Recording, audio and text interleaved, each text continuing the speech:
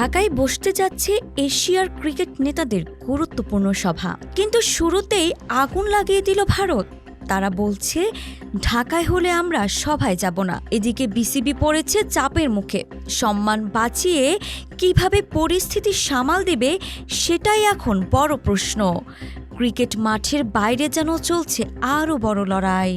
আগামী ২৪ জুলাই রাজধানী ঢাকায় অনুষ্ঠিত হতে যাচ্ছে এশিয়ান ক্রিকেট কাউন্সিলের বার্ষিক সভা। তবে এ সভাকে ঘিরে শুরু হয়েছে তুমুল আলোচনা, কারণ ভারতের ক্রিকেট বোর্ড বিসিসিআই এতে অংশ না নেওয়ার সিদ্ধান্ত নিয়েছে।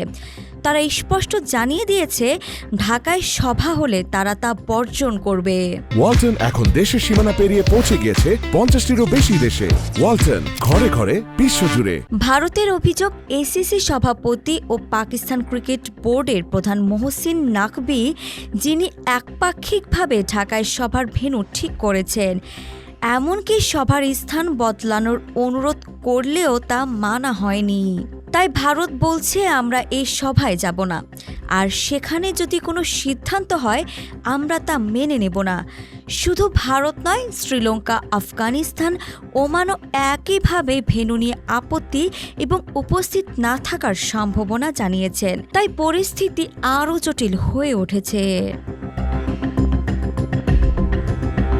এদিকে বিসিবি বলছে এটি এসিসি এর অভ্যন্তরীণ বিষয়, তবে তারা বাংলাদেশকে সম্মানের সাথে উপস্থাপন করতে চায়।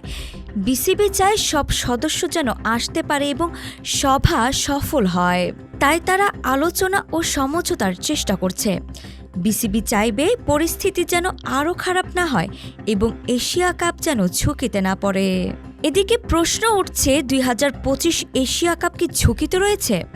হ্যাঁ, ঝুঁকিতে রয়েছে, কারণ ভারত সভায় উপস্থিত না হলে সভার কোনো সিদ্ধান্ত আইনগতভাবে গ্রহণযোগ্য হবে না। বাংলাদেশ এই সভার আয়োজক হলেও এটি এখন শুধু একটি ক্রীড়া ইভেন্ট নয়, এতে জড়িয়ে গেছে ক্রিকেট রাজনীতি।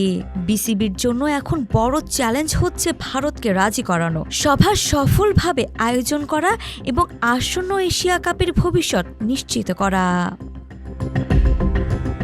আরিফা জাহান প্রিনন, বিডি আর্কাইভ।